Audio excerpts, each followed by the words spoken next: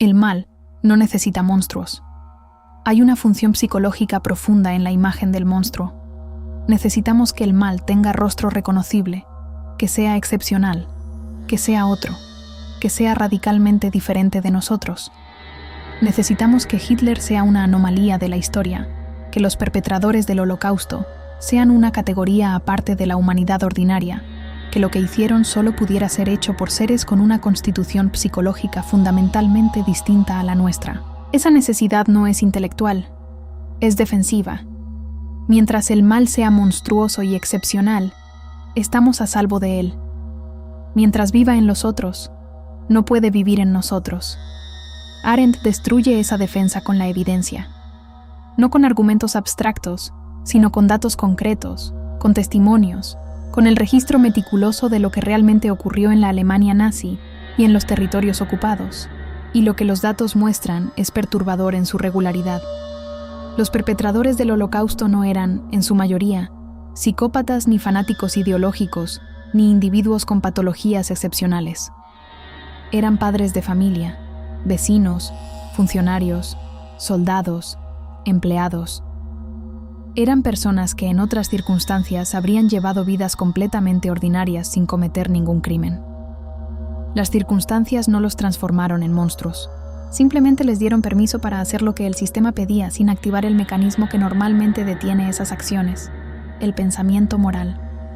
El historiador Christopher Browning documentó esto con una precisión que complementa perfectamente el análisis de Arendt en su estudio sobre el Batallón 101, una unidad de policía de reserva alemana compuesta por hombres de mediana edad, demasiado mayores para el servicio militar regular, sin adoctrinamiento especial en ideología nazi, que ejecutaron personalmente a decenas de miles de judíos polacos. Su comandante les ofreció explícitamente la posibilidad de negarse a participar sin consecuencias graves.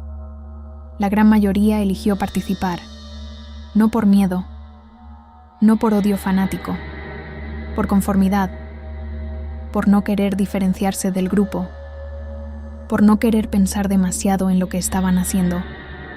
Arendt no dice que el mal sea fácil, dice que el mal ordinario es posible para personas ordinarias cuando se dan ciertas condiciones, cuando el pensamiento se suspende, cuando la responsabilidad se diluye en la estructura institucional, cuando la distancia entre la acción y su consecuencia humana se vuelve suficientemente grande, cuando el rol reemplaza a la persona. Y esas condiciones no son exclusivas de los regímenes totalitarios. Son condiciones que pueden producirse, en distintos grados y con distintas consecuencias, en cualquier estructura institucional, en cualquier época, en cualquier cultura que recompense la obediencia y castigue el pensamiento independiente. Lo que hace verdaderamente insoportable la tesis de Arendt no es lo que dice sobre los perpetradores del Holocausto, es lo que dice sobre la naturaleza humana en general. Dice que la maldad excepcional no requiere una humanidad excepcional. Dice que bajo las condiciones correctas, la capacidad para participar en el mal ordinario está distribuida de manera mucho más amplia de lo que queremos creer. Y dice que la única protección real contra esa posibilidad no es la bondad innata ni la virtud del carácter, sino algo más frágil y más activo, la decisión constante y renovada de pensar. Esa conclusión no exculpa a nadie. Hace exactamente lo contrario. Distribuye la responsabilidad de manera que no permite refugio en la excepcionalidad. Si el mal no necesita monstruos, entonces la pregunta de cómo evitarlo no puede responderse identificando y eliminando a los monstruos. Debe responderse construyendo, en cada individuo y en cada estructura, las condiciones que hacen posible el pensamiento moral. Y esa es una tarea que nunca termina y que nunca puede delegarse. Escriba uno para redigir o próximo tema, ou escriba as alterações que deseja. Você dice, 1117-24 Claude respondeu. La suspensión del pensamiento. La suspensión del pensamiento. Hannah Arendt no era psicóloga ni neurocientífica. Era filósofa en el sentido más clásico y más exigente del término. Alguien que toma en serio la pregunta sobre cómo debemos vivir y que no acepta respuestas cómodas cuando las respuestas cómodas traicionan la verdad. Y la pregunta que Eichmann le planteó no era psicológica, sino filosófica en su núcleo más profundo. ¿Qué ocurre cuando un ser humano deja de pensar? No en el sentido cognitivo, no en el sentido de dejar de calcular o de planificar, sino en el sentido moral. ¿Qué ocurre cuando un ser humano deja de preguntarse si lo que hace está bien o mal? La respuesta de Arendt es tan simple como devastadora. Ocurre el mal. No necesariamente el mal espectacular, el mal que aparece en los libros de historia con mayúsculas, sino el mal ordinario, el mal funcional, el mal que se produce como subproducto de la eficiencia institucional, cuando nadie en la cadena de decisiones se detiene a pensar en las consecuencias humanas de lo que está ejecutando. El mal que no requiere intención maliciosa, sino simplemente ausencia de pensamiento. El mal que es, en la formulación más precisa de Arendt, la consecuencia directa de la irreflexión. Arendt recupera aquí a Sócrates con una urgencia que va mucho más allá de la erudición filosófica. Sócrates pasó su vida insistiendo en una sola cosa: que la vida no examinada no merece ser vivida. No porque el examen garantice la virtud, sino porque sin examen no hay virtud posible. Solo hábito, solo conformidad, solo la repetición automática de lo que el entorno demanda. Eichmann era el antisócrates perfecto, un hombre que nunca examinó nada, que nunca se preguntó si lo que hacía era correcto, que sustituyó el pensamiento moral por la eficiencia procedimental y llamó a eso cumplir con su deber. Lo que Arendt descubre en Eichmann, y que la persiguió el resto de su vida intelectual, es que el pensamiento no es una actividad neutral. No es simplemente el procesamiento de información o la resolución de problemas. El pensamiento genuino, el pensamiento en el sentido socrático, es inherentemente moral, porque implica un diálogo interior entre distintas voces del yo, un proceso donde la acción es examinada desde múltiples perspectivas, donde la pregunta sobre las consecuencias para otros es inseparable de la pregunta sobre qué hacer. Cuando ese diálogo se interrumpe, cuando una sola voz, la voz del rol, de la función, de la orden, monopoliza el interior, el ser humano pierde su capacidad de actuar moralmente, aunque siga siendo perfectamente capaz de actuar eficientemente. La suspensión del pensamiento no siempre es dramática ni visible. No siempre llega con la forma de una orden explícita de no pensar. Llega de maneras mucho más sutiles y mucho más cotidianas. Llega cuando una institución premia la obediencia y penaliza la pregunta. Llega cuando el ritmo de trabajo es tan acelerado que no hay espacio para la reflexión entre una tarea y la siguiente.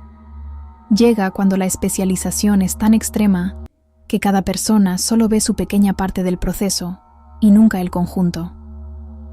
Llega cuando la cultura organizacional normaliza ciertas prácticas hasta el punto de hacerlas invisibles como opciones morales. Y llega, de manera especialmente insidiosa, cuando el lenguaje se vacía de contenido humano y las personas son sustituidas por categorías, los seres vivos por estadísticas, las consecuencias reales por indicadores abstractos.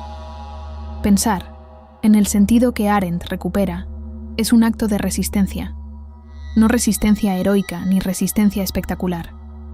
Resistencia cotidiana, silenciosa, sostenida. Es la resistencia del que se detiene un momento antes de ejecutar para preguntarse qué está ejecutando realmente y sobre quién recaen las consecuencias. Es la resistencia del que se niega a dejar que el rol lo consuma completamente, que mantiene activa una voz interior que no es la voz de la función, sino la voz del ser humano que sigue ahí debajo. Esa voz es lo único que Arendt identifica como garantía real contra la banalidad del mal. Y mantenerla viva, en cualquier estructura y en cualquier circunstancia, es la responsabilidad moral más fundamental que existe. Escriba uno para redigir o próximo tema, ou escriba as alterações que deseja. Você disse, 1117.24 Claude respondeu. La persona que devora al yo, la persona que devora al yo, Carl Jung, describió la persona como la máscara que el individuo construye para relacionarse con el mundo social. No es necesariamente falsa ni patológica, es funcional. Permite la adaptación, facilita la interacción, hace posible la vida en sociedad. El problema no es tener una persona. El problema ocurre cuando la persona deja de ser una máscara que uno lleva y se convierte en lo que uno cree que es. Cuando el rol reemplaza a la identidad. Cuando la función consume al ser. Cuando ya no hay nadie detrás de la máscara porque la máscara y el rostro se fusionaron hasta hacerse indistinguibles. Arendt no usó el vocabulario de Jung, pero lo que observó en Eichmann es precisamente esa fusión llevada a su extremo más devastador. Eichmann no tenía vida interior discernible más allá de su función. No tenía opiniones propias sobre lo que hacía más allá de la evaluación de su eficiencia. No tenía conflictos morales identificables porque el espacio interior donde esos conflictos podrían haber ocurrido había sido completamente ocupado por el rol. Era, en el sentido más literal y más aterrador, un funcionario puro, un ser humano que se había convertido tan completamente en su función que ya no quedaba suficiente yo independiente para juzgar lo que esa función producía. Esta no es una patología exclusiva de los contextos totalitarios. Es un riesgo presente en cualquier estructura institucional suficientemente poderosa y suficientemente hábil en la construcción de identidades. Las instituciones totales, concepto que el sociólogo Erving Goffman desarrolló en paralelo a Arendt, son aquellas que no solo organizan el trabajo, sino que organizan la identidad. Que no solo piden tiempo y esfuerzo, sino que piden al individuo que se convierta completamente en su función. Que recompensan la identificación total con el rol y penalizan cualquier distancia crítica entre la persona y su posición. Y en esas condiciones, el proceso que Jung llamaba individuación, el proceso de convertirse en quien realmente se es más allá de los roles sociales, no solo se interrumpe, sino que se invierte. Lo que Arendt observó en el juicio de Eichmann y lo que documentó con una precisión que incomodó a todos, tiene una dimensión que va más allá de la historia del nazismo. Tiene la dimensión de una advertencia sobre lo que cualquier ser humano puede llegar a ser cuando las condiciones institucionales son suficientemente poderosas para disolver la distancia entre la persona y su función. Cuando el trabajo se convierte en identidad total. Cuando el éxito dentro del sistema se convierte en el único criterio de valor personal. Cuando la pregunta sobre quién eres fuera de tu rol se vuelve no solo incómoda, sino literalmente sin respuesta. Piensa en cuánto de tu identidad está construida sobre lo que haces, en lugar de sobre lo que eres. No como juicio moral, sino como observación honesta. Piensa en qué queda de ti cuando eliminas el trabajo, el título, el rol, la función social. Piensa en si alguna vez te has sentido perdido, no porque algo malo haya ocurrido, sino simplemente porque las circunstancias te sacaron temporalmente de tu rol habitual y de repente no sabías quién eras sin él. Esa experiencia, tan común y tan raramente examinada, es la señal de que la persona ha crecido demasiado y el yo auténtico ha encogido demasiado. No es el camino hacia Eichmann, pero es el mismo camino, en una dirección que solo la intensidad de las circunstancias distingue.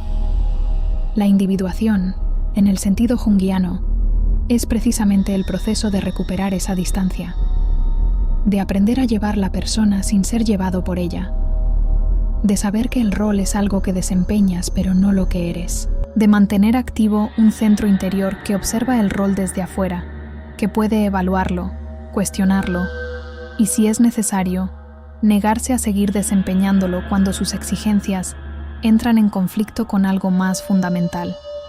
Ese centro interior es lo que Eichmann había perdido. Y su pérdida no fue el resultado de una maldad excepcional, sino de un proceso gradual, cotidiano e invisible de erosión del yo, bajo el peso de una función que nunca foi questionada. Escreva uma para redigir o próximo tema, ou escreva as alterações que deseja. Você disse, 1117, 25 Claude respondeu, la obediencia como renuncia al ser, la obediencia como renuncia al ser. Desde la infancia, la obediencia es presentada como virtud. Obedece a tus padres, obedece a tus maestros, obedece las normas, obedece la ley. El mensaje es tan constante y tan temprano que se instala en el interior humano antes de que haya suficiente desarrollo cognitivo para examinarlo. Y así, sin que nadie lo declare explícitamente, la obediencia queda asociada con la bondad, con la seguridad, con la pertenencia. Y su opuesto, la desobediencia, queda asociada con el peligro, con el rechazo, con la ruptura del orden que hace posible la vida en común.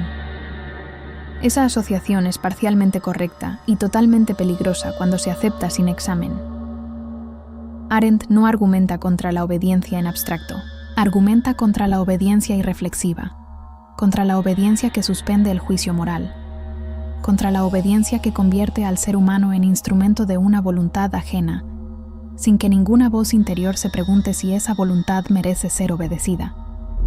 Y su argumento no es solo filosófico, sino histórico. Los crímenes más devastadores de la historia moderna no fueron cometidos por rebeldes ni por individuos que rechazaron las normas. Fueron cometidos por personas que las siguieron con una fidelidad ejemplar. Fueron el producto de la obediencia llevada a su límite lógico en ausencia de pensamiento moral. Stanley Milgram diseñó en 1961, el mismo año del juicio de Eichmann, uno de los experimentos psicológicos más perturbadores de la historia, directamente inspirado por las preguntas que Arendt estaba formulando en Jerusalén. Pidió a participantes ordinarios que administraran descargas eléctricas a otras personas, supuestamente como parte de un experimento sobre el aprendizaje, bajo la instrucción de una figura de autoridad. Las descargas no eran reales, pero los participantes no lo sabían.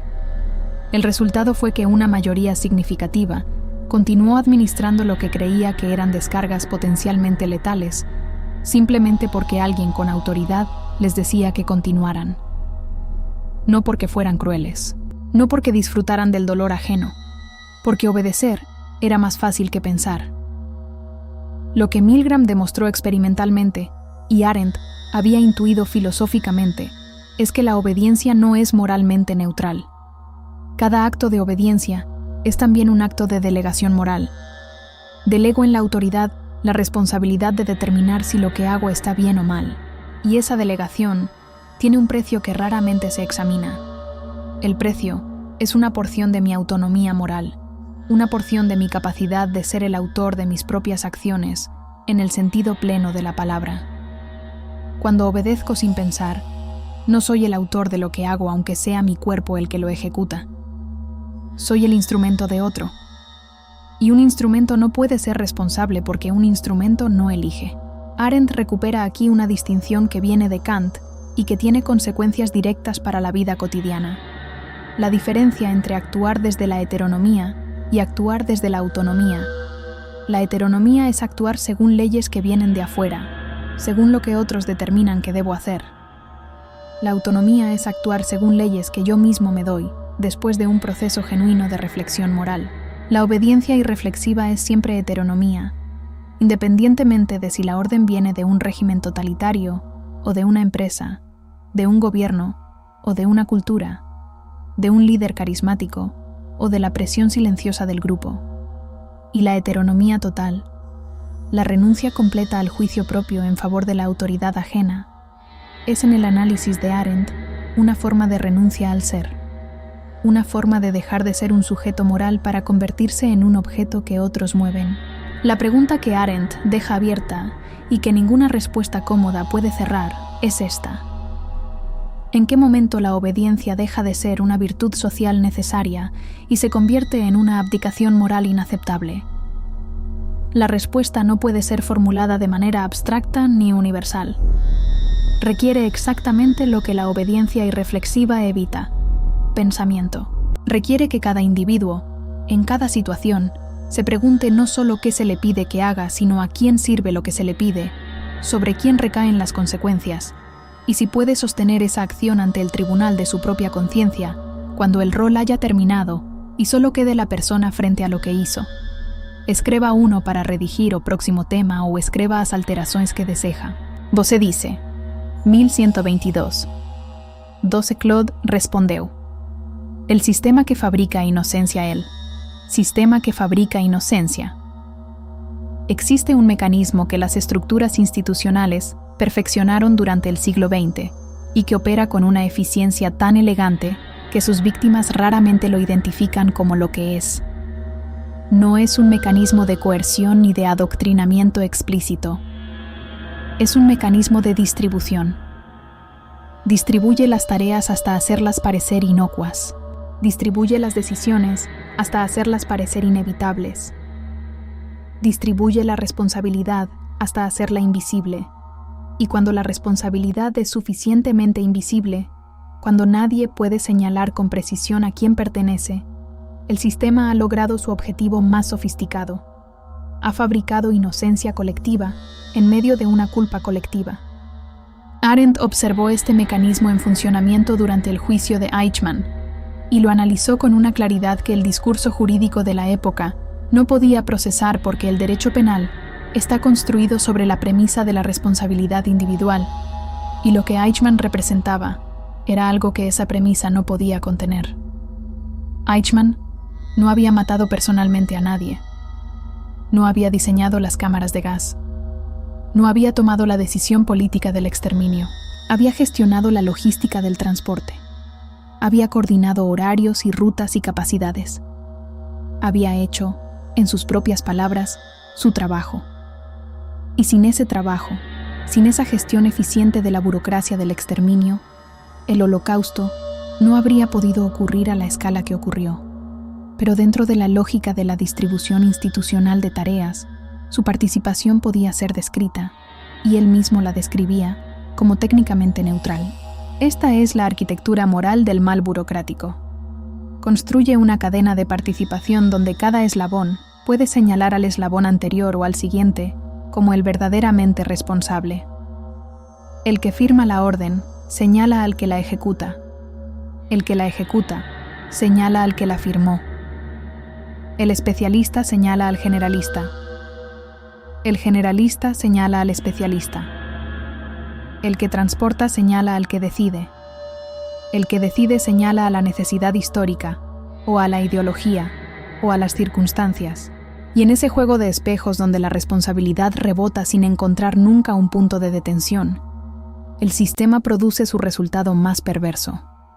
Una maquinaria capaz de cometer crímenes de una escala sin precedentes, sin que ninguno de sus componentes individuales se sienta genuinamente culpable de nada.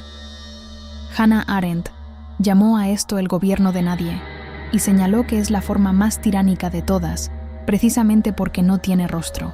Cuando la opresión tiene un tirano identificable, la resistencia tiene un punto de enfoque. Pero cuando la opresión es el resultado de una estructura donde nadie es específicamente responsable de nada, porque todos son responsables de algo demasiado pequeño para constituir crimen, la resistencia no sabe dónde aplicar su fuerza. El sistema se protege a sí mismo no mediante la represión, sino mediante la difusión. No suprime la disidencia. La hace irrelevante, diluyendo hasta el punto de la invisibilidad la conexión entre cada acción individual y sus consecuencias colectivas. Este análisis no pertenece solo a la historia del nazismo. Pertenece a la estructura de cualquier organización suficientemente grande y suficientemente especializada para producir consecuencias que ninguno de sus miembros individuales eligió directamente. Pertenece a las cadenas de suministro que producen bienes a costa de condiciones laborales que ningún consumidor eligió explícitamente, pero que ningún consumidor ignora completamente. Pertenece a las instituciones financieras cuyos modelos matemáticos produjeron crisis que arruinaron vidas, sin que ningún matemático ni ningún ejecutivo se sintiera responsable de ninguna vida arruinada. Pertenece a los algoritmos diseñados por ingenieros que producen consecuencias sociales que ningún ingeniero consideró su responsabilidad, porque su responsabilidad era solo el código. Lo que Arendt exige, y lo que resulta extraordinariamente incómodo en cualquier época, es una extensión de la responsabilidad moral más allá de la responsabilidad técnica. Exige que cada persona que participa en una estructura se pregunte no solo si está cumpliendo correctamente su función, sino qué produce esa función dentro del conjunto. Exige que la especialización no sea una excusa para la ignorancia moral sobre las consecuencias del trabajo propio. Exige, en última instancia, que cada individuo se niegue a esconderse detrás de la estructura y asuma que lo que el sistema produce con su participación le pertenece moralmente, aunque no le pertenezca técnicamente. Esa exigencia no es cómoda, pero es la única que puede interrumpir el mecanismo que fabrica inocencia colectiva en medio del daño colectivo. Escriba uno para redigir o próximo tema, ou escriba as alterações que deseja. Você dice, 1122. 14 Claude respondeu, la sombra colectiva. La sombra colectiva. Jung describió la sombra individual como el repositorio de todo lo que el yo consciente rechaza de sí mismo para mantener una imagen coherente y aceptable. Pero Jung también habló de algo más amplio y más perturbador: la sombra colectiva. El conjunto de todo lo que una cultura, una nación, una civilización entera rechaza de sí misma y proyecta hacia afuera, hacia el otro, hacia el extranjero, hacia el diferente, hacia el que encarna lo que el grupo no puede reconocer en su propio interior. La sombra colectiva no es una metáfora poética, es un mecanismo psicológico con consecuencias históricas documentadas y con una capacidad de destrucción que ninguna sombra individual puede igualar. Arendt no usó el vocabulario junguiano, pero su análisis del antisemitismo en los orígenes del totalitarismo, escrito antes del juicio de Eichmann, mapea con una precisión extraordinaria el funcionamiento de la sombra colectiva. Lo que el nazismo hizo con los judíos no fue simplemente el resultado de un odio irracional que surgió de la nada. Fue el resultado de un proceso largo y sistemático de proyección colectiva, donde una sociedad en crisis, desorientada por la derrota militar, la humillación nacional y la inestabilidad económica, necesitó un recipiente externo para depositar todo lo que no podía tolerar de sí misma. El judío fue construido discursivamente como la encarnación de todo lo que la sociedad alemana rechazaba: la avaricia que la propia cultura practicaba, la conspiración que los propios poderes ejercían, la corrupción que el propio sistema producía.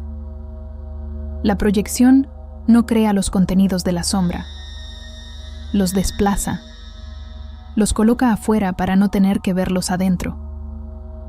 Lo que hace especialmente peligrosa la sombra colectiva es que opera con la fuerza de la convicción compartida.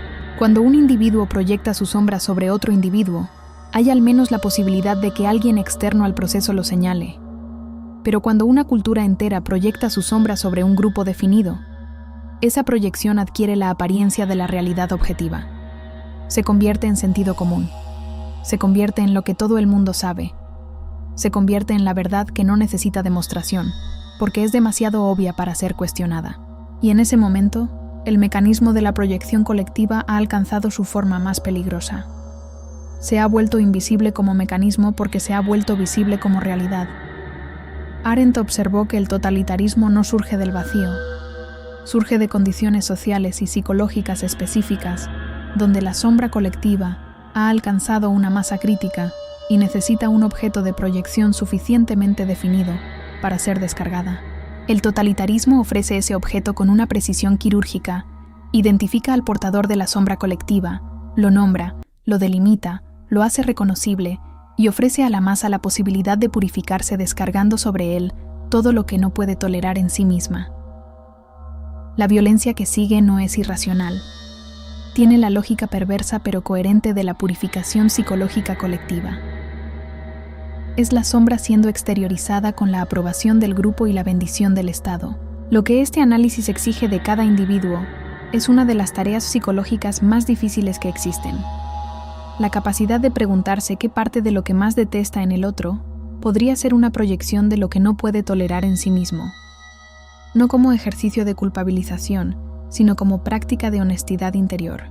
No para absolver al otro de sus responsabilidades reales, sino para recuperar la propia sombra antes de que sea utilizada por estructuras de poder que saben exactamente cómo explotarla. Porque la sombra colectiva no se activa sola.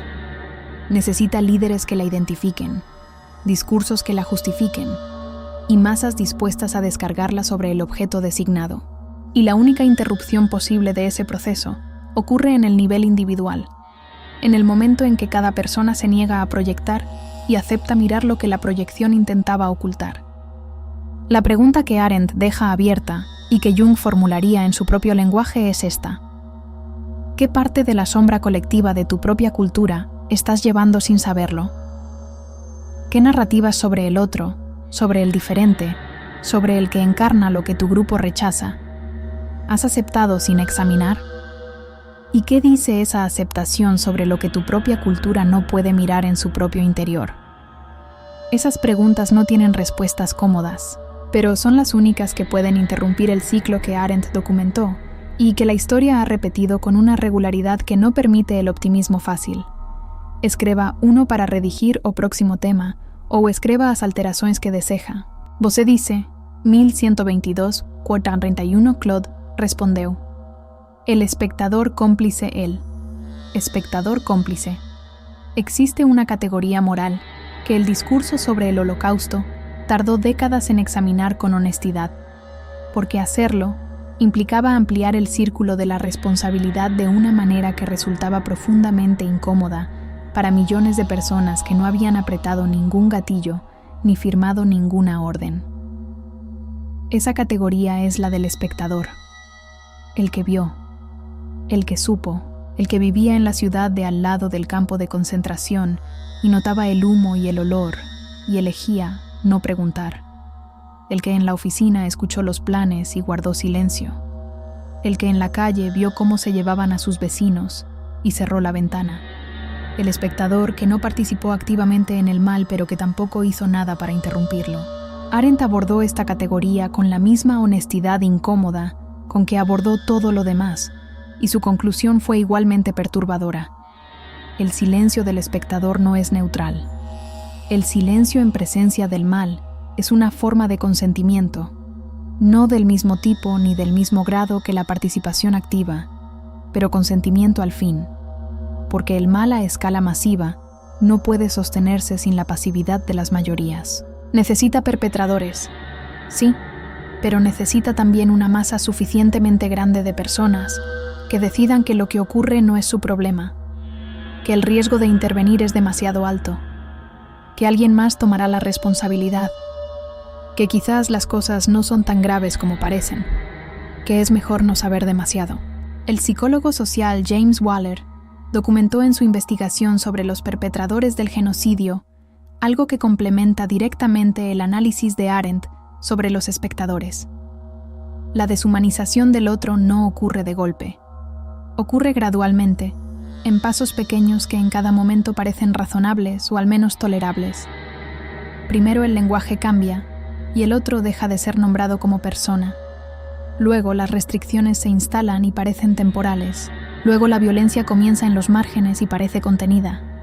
Y en cada paso, la mayoría de los espectadores elige no intervenir porque el paso anterior ya fue tolerado y este no parece tan diferente. La complicidad del espectador se construye exactamente como se construye el mal burocrático, por acumulación de pequeñas omisiones que individualmente parecen comprensibles y colectivamente producen el desastre. Arendt recupera aquí una figura que le interesó profundamente a lo largo de toda su obra: la figura de los justos, los que en medio de la catástrofe eligieron actuar de manera diferente, los que escondieron a perseguidos en sus casas, los que falsificaron documentos, los que se negaron a obedecer órdenes de deportación, los que rompieron el silencio del espectador a un costo personal enorme. Y lo que Arendt observa sobre estas personas no es que fueran héroes excepcionales con una constitución moral superior a la de sus contemporáneos. Es que en su mayoría eran personas ordinarias que en el momento decisivo se hicieron una pregunta que los demás evitaron. ¿Puedo vivir conmigo mismo si no hago nada? No pensaron en la historia. No pensaron en el reconocimiento posterior. Pensaron en si podrían sostenerse ante su propio juicio interior cuando todo hubiera terminado. Esa pregunta, tan simple y tan exigente, es la que separa al espectador cómplice del testigo activo. No requiere heroísmo sobrehumano. Requiere algo más disponible y más difícil al mismo tiempo. Requiere mantener activa la conexión entre lo que ocurre afuera y lo que uno es adentro. Requiere negarse a la disociación que convierte los eventos en espectáculo y al otro en abstracción. Requiere insistir en que lo que le ocurre al otro me ocurre también en el nivel moral, que su vulnerabilidad me interpela aunque yo no sea su verdugo, que mi silencio en su presencia dice algo sobre quién soy, que ninguna otra acción puede desmentir. La pregunta que Arendt formula para el presente no es sobre el Holocausto, es sobre ahora, es sobre los espectáculos de sufrimiento que el mundo contemporáneo produce con una regularidad que el exceso de información ha vuelto paradójicamente más fácil de ignorar. Es sobre los mecanismos de exclusión y deshumanización que operan en las estructuras cotidianas y que producen daño real sobre personas reales, mientras la mayoría elige no mirar demasiado de cerca. Es sobre ti, en este momento, y sobre lo que haces con lo que sabes. Porque saber y callar es también una elección. Y esa elección, aunque sea silenciosa e invisible, tiene el peso moral de todos los silencios que Arendt documentó. Escriba uno para redigir o próximo tema, ou escriba as alterações que deseja. Você dice, 1122-42 Claude respondeu. El mal en tiempo de paz, el mal en tiempo de paz. Hay una tentación intelectual que el análisis del Holocausto produce casi inevitablemente, y que Arendt pasó el resto de su vida intentando desmontar. La tentación de creer que lo que ocurrió en la Alemania nazi fue tan excepcional, tan históricamente específico, tan dependiente de condiciones irrepetibles, que sus lecciones pertenecen al museo y no a la vida cotidiana. La tentación de estudiar el totalitarismo como se estudia una especie extinta, con rigor académico y con la tranquilidad del que sabe que el fenómeno no puede reproducirse en su propio ecosistema. Arendt rechazó esa tranquilidad no por pesimismo, sino por honestidad intelectual. Los mecanismos que documentó no requieren guerra ni dictadura para operar. Operan en tiempo de paz, en democracia, en las instituciones más ordinarias de la vida contemporánea. La banalidad del mal en tiempo de paz no tiene la escala del Holocausto. No produce campos de exterminio ni órdenes de deportación masiva, pero opera con la misma lógica estructural: la suspensión del pensamiento, la identificación total con el rol, la distribución de la responsabilidad hasta hacerla invisible, la obediencia irreflexiva a la autoridad institucional, y produce daño real sobre personas reales, aunque ese daño sea más difuso, más graduado, más difícil de nombrar con la claridad moral con que nombramos los crímenes históricos documentados. Piensa en el ejecutivo que implementa una política de reducción de plantilla, sabiendo que destruirá vidas y familias, y que lo hace con la eficiencia procedimental de quien gestiona una hoja de cálculo, porque la institución lo requiere, y su rol es implementar las decisiones de la institución. Piensa en el funcionario que aplica una normativa, que sabe que produce consecuencias injustas en casos específicos, pero que no tiene ni el espacio institucional ni el incentivo personal para cuestionarla, porque su función es aplicar normas y no evaluarlas. Piensa en el profesional que trabaja para una industria cuyos efectos sobre la salud pública o sobre el medio ambiente conoce, pero que separa ese conocimiento de su identidad profesional, porque la alternativa implicaría un costo personal demasiado alto. En cada uno de esos casos opera la misma estructura que Arendt identificó en Eichmann. La función consume al ser, la eficiencia reemplaza al juicio moral, la responsabilidad se diluye en la cadena institucional hasta desaparecer. Arendt identificó también algo que resulta especialmente relevante para el presente: la relación entre la banalidad del mal y el lenguaje. Eichmann hablaba en clichés, no porque fuera estúpido, sino porque los clichés son el lenguaje de quien ha renunciado a pensar por sí mismo y adopta las formulaciones prefabricadas del sistema como sustituto del pensamiento propio. Y el lenguaje burocrático contemporáneo, el lenguaje de las organizaciones y las instituciones modernas, está construido sobre exactamente el mismo principio. Neutraliza moralmente las acciones describiéndolas en términos técnicos y procedimentales. No se despide a personas, se optimiza la plantilla, no se destruyen ecosistemas, se gestionan recursos naturales, no se explotan trabajadores, se maximiza la eficiencia operativa.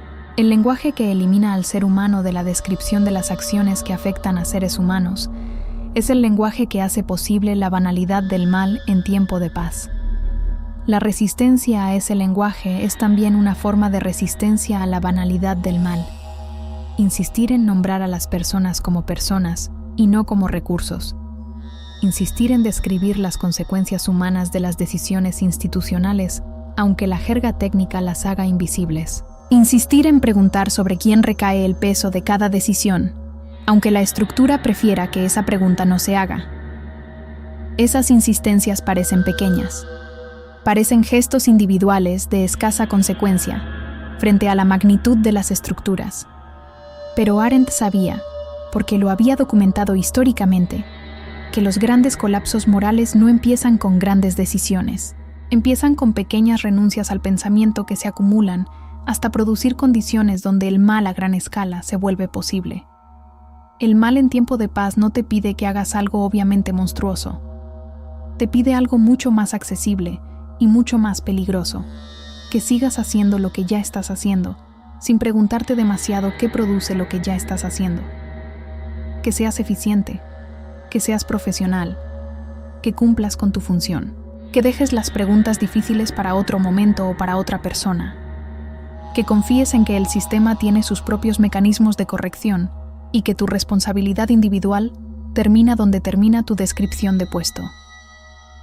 Esa petición, formulada en el lenguaje tranquilizador de la normalidad institucional, es exactamente lo que Arendt identificó como la condición de posibilidad del mal ordinario. Y reconocerla como tal, en tu propio contexto y en tu propia vida, es el inicio de algo diferente. Escriba uno para redigir o próximo tema, o escriba as alterações que deseja. Você dice. 1122.43 Claude respondeu. El juicio como acto de presencia él. Juicio como acto de presencia. Sócrates no escribió nada. No dejó sistema filosófico ni doctrina codificada ni escuela con método definido. Lo que dejó fue una práctica. La práctica del diálogo, del cuestionamiento, de la negativa a aceptar ninguna respuesta como definitiva, mientras hubiera una pregunta más profunda que hacer. Y lo que esa práctica producía en quienes la experimentaban no era conocimiento en el sentido acumulativo, sino algo más incómodo y más valioso, la incomodidad de quien descubre que lo que creía saber no resistía el examen. La incomodidad que Sócrates llamaba el inicio de la sabiduría y que sus contemporáneos llamaron corrupción de la juventud y pagaron con su muerte. Arendt volvió a Sócrates repetidamente a lo largo de su obra, porque encontró en él algo que Eichmann encarnaba en negativo perfecto, la figura del ser humano que piensa. No que sabe, no que tiene las respuestas correctas, sino que mantiene activo el proceso del pensamiento como una forma de presencia en el mundo. Sócrates no sabía más que sus interlocutores sobre la justicia o el valor o la piedad. Lo que sabía era que las respuestas fáciles traicionaban la complejidad de las preguntas. Y esa negativa a aceptar respuestas fáciles, esa insistencia en mantener abierto el espacio del cuestionamiento, era para Arendt la única garantía real contra la banalidad del mal. El juicio, en el sentido que Arendt desarrolla a partir de Kant, no es la aplicación de una regla general a un caso particular. Eso es lo que hacen los burócratas. Aplican normas a casos sin necesidad de pensar en el caso como tal. El juicio genuino es algo radicalmente diferente. Es la capacidad de ver el caso particular en su singularidad, de reconocer lo que tiene de irrepetible y de irreducible a cualquier categoría general, y de determinar desde esa singularidad qué respuesta moral exige. El juicio requiere presencia, requiere que el ser humano esté realmente ahí, en contacto con la realidad concreta de lo que ocurre y de quienes son afectados, y no escondido detrás del procedimiento o la norma o la función. Eichmann no juzgó nunca. Esa es la síntesis más precisa de su fracaso moral. No evaluó si lo que hacía era correcto. No se preguntó si las personas que gestionaba como unidades logísticas eran personas que merecían consideración moral. No aplicó ningún criterio que viniera de su propio interior. Aplicó criterios que venían de afuera. Criterios del sistema. Criterios de la eficiencia. Criterios del cumplimiento del deber tal como el deber había sido definido por otros. Y en esa ausencia total del juicio propio, en esa renuncia completa a estar presente como ser que evalúa y decide desde su propio centro moral, participó en uno de los mayores crímenes de la historia sin sentir que estaba haciendo nada moralmente relevante. Arendt recupera también en este contexto la figura de los que juzgaron de manera diferente, los funcionarios que recibieron las mismas órdenes que Eichmann y se negaron a cumplirlas, los soldados que en el momento de ejecutar una orden que reconocieron como inmoral, encontraron en su interior una resistencia que no pudo ser silenciada por la presión institucional. Los ciudadanos que en medio de la presión conformista del grupo mantuvieron la capacidad de ver con sus propios ojos y juzgar con su propio criterio. Arendt no los idealizó. Reconoció que pagaron precios reales por su resistencia, pero señaló que lo que los distinguía de Eichmann no era una superioridad moral innata, sino una capacidad que todos los seres humanos poseen y que la mayoría renuncia a ejercer: la capacidad de juzgar por sí mismos. Recuperar el juicio como acto de presencia en la vida cotidiana no requiere una crisis histórica ni una circunstancia extrema. Requiere algo más difícil en su cotidianidad. Requiere negarse regularmente a la comodidad de no pensar. Requiere insistir en ver a las personas como personas y no como categorías.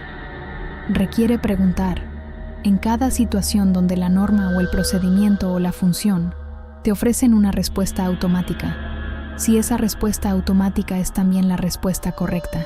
Requiere mantener viva la voz interior que evalúa, que cuestiona, que se niega a delegar completamente en la estructura la determinación de lo que está bien. Esa voz no es infalible, pero es lo único que te mantiene presente como ser moral en un mundo que constantemente te ofrece la comodidad de desaparecer dentro de tu función. Escriba uno para redigir o próximo tema, ou escriba as alterações que deseja. Você disse, 1122, 43 Claude respondeu. La pregunta que nadie quiere hacerse. La pregunta que nadie quiere hacerse. Hay una pregunta que Hannah Arendt dejó flotando sobre todo su análisis del juicio de Eichmann, y que el público que la leyó en su época prefirió convertir en escándalo antes que sostenerla con honestidad. No era una pregunta sobre Eichmann, era una pregunta sobre cada uno de nosotros. Era la pregunta que la tesis de la banalidad del mal hace inevitable una vez que se acepta su premisa central. Si el mal ordinario no requiere monstruos sino personas comunes en circunstancias específicas, entonces la pregunta de si yo sería capaz de lo mismo no es retórica ni hipotética. Es la pregunta más urgente y más evitada de la ética contemporánea. La respuesta honesta, la respuesta que la evidencia psicológica e histórica sugiere, no es tranquilizadora. Los experimentos de Milgram, replicados en distintas culturas y distintas épocas con resultados consistentemente perturbadores, sugieren que la mayoría de las personas obedecerá instrucciones que producen daño sobre otros cuando la instrucción viene de una figura de autoridad suficientemente legitimada y cuando la estructura institucional distribuye la responsabilidad de manera suficientemente difusa. No la mayoría de las personas con perfiles psicológicos patológicos. La mayoría de las personas ordinarias, incluyendo las que antes del experimento, habrían respondido con certeza que nunca harían nada semejante. Philip Zimbardo, cuyo experimento de la prisión de Stanford documentó la velocidad con que personas ordinarias asumen roles que producen comportamientos que en otras circunstancias habrían considerado inaceptables, formuló esto como la distinción entre el enfoque disposicional y el enfoque situacional del comportamiento humano. El enfoque disposicional dice que lo que hacemos depende principalmente de quiénes somos, de nuestro carácter, de nuestros valores, de nuestra constitución moral. El enfoque situacional dice que lo que hacemos depende en una medida mucho mayor de lo que queremos creer de las circunstancias en que nos encontramos, de las estructuras de poder en que estamos inmersos, de las presiones institucionales y sociales que definen qué comportamientos son recompensados y cuáles son penalizados. Zimbardo, después de décadas de investigación, concluyó que el enfoque situacional explica mucho más comportamiento humano del que el enfoque disposicional nos permite admitir cómodamente.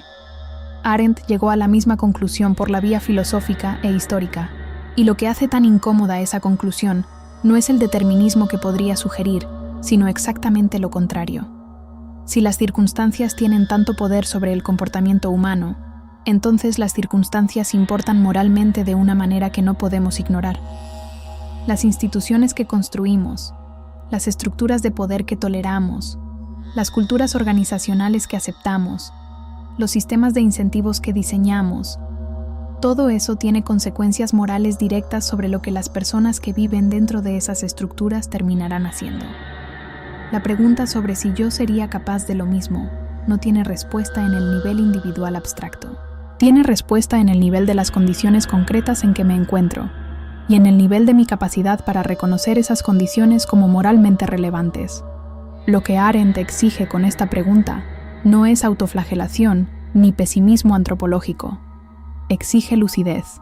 Exige que abandones la certeza cómoda de que tu bondad está garantizada por tu carácter y reconozcas que está construida, renovada y puesta a prueba constantemente por las circunstancias en que eliges vivir y las estructuras a las que eliges pertenecer. Exige que te preguntes qué estructuras en tu vida actual te están pidiendo que suspendas el juicio, que delegues la responsabilidad, que te identifiques tan completamente con tu función que el ser humano que hay debajo de ella deje de hacer preguntas incómodas. Y exige que esa pregunta no sea retórica, sino que produzca consecuencias reales en las elecciones que haces sobre cómo vivir, dónde trabajar, qué obedecer y qué rechazar. La pregunta que nadie quiere hacerse no tiene respuesta definitiva, porque no es el tipo de pregunta que se responde una vez y queda resuelta. Es el tipo de pregunta que debe ser renovada constantemente, en cada situación nueva, en cada estructura nueva, en cada momento en que la comodidad de la función ofrece el alivio de no tener que pensar. Sostener esa pregunta activa, negarse a resolverla demasiado pronto con una respuesta que tranquilice, es en sí mismo el ejercicio moral más fundamental que Arendt identificó. Es la diferencia entre el que piensa y el que ejecuta, entre el que está presente y el que ha desaparecido dentro de su rol, entre el ser humano y el funcionario. Escriba uno para redigir o próximo tema, o escriba as alterações que deseja. Você dice, 1122.44 Claude respondeu. El peso de pensar él. Peso de pensar. Hay algo que Sócrates sabía y que pagó con su vida. Algo que Arendt comprendió observando a Eichmann y que la persiguió hasta su último libro. Algo que la historia del pensamiento ha confirmado con una consistencia que no permite el optimismo fácil. Pensar tiene un costo. No el costo romántico del genio incomprendido, ni el costo heroico del mártir que muere por sus ideas. El costo cotidiano, silencioso, acumulativo del que se niega a aceptar las respuestas fáciles que el entorno ofrece con tanta generosidad. El costo de quien mantiene activa una voz interior que evalúa y cuestiona en un mundo que recompensa la eficiencia y penaliza la demora que el pensamiento genuino siempre produce. Arendt terminó su vida trabajando en un libro que dejó incompleto, La vida del espíritu, donde intentó responder la pregunta que Eichmann le había planteado con una urgencia que no la abandonó durante 2 décadas. ¿Qué ocurre exactamente cuando pensamos?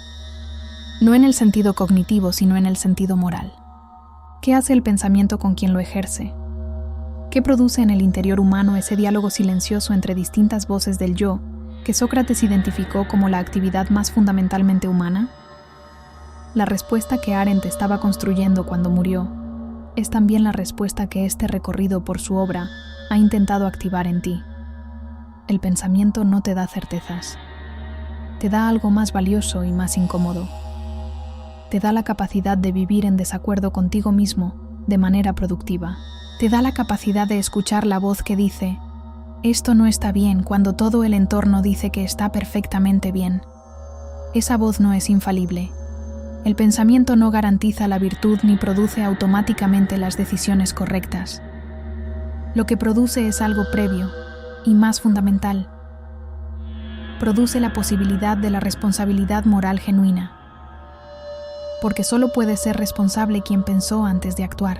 Solo puede ser culpable en el sentido moral pleno quien tuvo la capacidad de preguntarse si lo que hacía era correcto y eligió no preguntárselo o eligió ignorar la respuesta.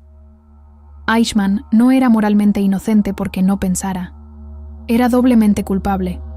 Culpable de lo que hizo y culpable de haber renunciado a la facultad que podría haberlo detenido. Jung formuló algo que resuena profundamente con la conclusión de Arendt, aunque venga de una tradición completamente diferente. La individuación, el proceso de convertirse en quien realmente se es, no es un camino hacia la comodidad, sino hacia la responsabilidad. El individuo que ha completado algo de ese proceso no es necesariamente más feliz ni más exitoso en los términos del sistema.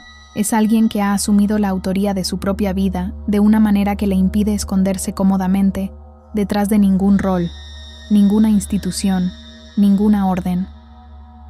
Es alguien para quien la pregunta sobre lo que hace y por qué lo hace no puede ser respondida señalando hacia afuera. Siempre señala hacia adentro. Y esa dirección, hacia adentro, es exactamente la que el sistema del rendimiento y la obediencia institucional necesita que nunca tomes. El peso de pensar es también el peso de no poder descansar completamente en ninguna autoridad externa. Es el peso de saber que en el momento decisivo, en el momento donde el sistema pide que ejecutes sin preguntar, la única voz que puede detenerte es la tuya, no la de la ley, porque la ley puede ser injusta, no la de la institución, porque la institución puede estar equivocada, no la del grupo, porque el grupo puede estar en la dirección del error colectivo, solo la tuya. Y esa voz solo existe. Solo tiene fuerza suficiente para sostenerse contra la presión del entorno. Si ha sido cultivada con constancia, si ha sido ejercitada en las pequeñas decisiones cotidianas donde nadie está mirando y donde la comodidad de no pensar ofrece siempre el camino de menor resistencia. Finalmente, lo que Hannah Arendt nos deja no es un sistema moral ni un conjunto de reglas para distinguir el bien del mal. Nos deja algo más exigente y más necesario. Nos deja la comprensión de que el pensamiento no es un lujo intelectual, sino el acto más fundamentalmente humano y más fundamentalmente político que existe. Que una vida sin pensamiento propio no es solo una vida empobrecida, sino una vida que puede ser reclutada para el mal, sin que nadie, incluido el propio protagonista, lo reconozca como tal. Que la única forma de estar seguro de que no serás Eichmann no es ser bueno en abstracto, sino pensar en concreto, en cada situación, con cada decisión, sosteniendo la incomodidad que el pensamiento genuino siempre produce. Ese es el peso de pensar, y es el único peso que, sostenido con honestidad, puede mantenerte humano cuando todo a tu alrededor pide que dejes de serlo.